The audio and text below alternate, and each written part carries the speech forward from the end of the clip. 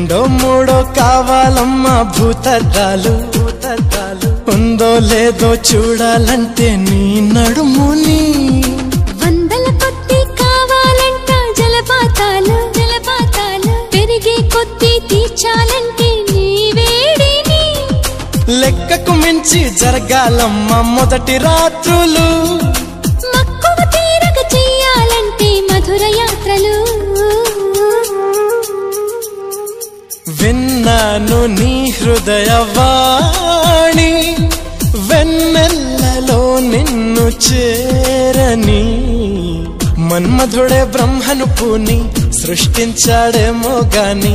60 కేజీల దుడుకుతనాన్ని అలుపన్నది ఎరుగని రవితేజాన్ని పలికింది ఆకాశవాణి ఈ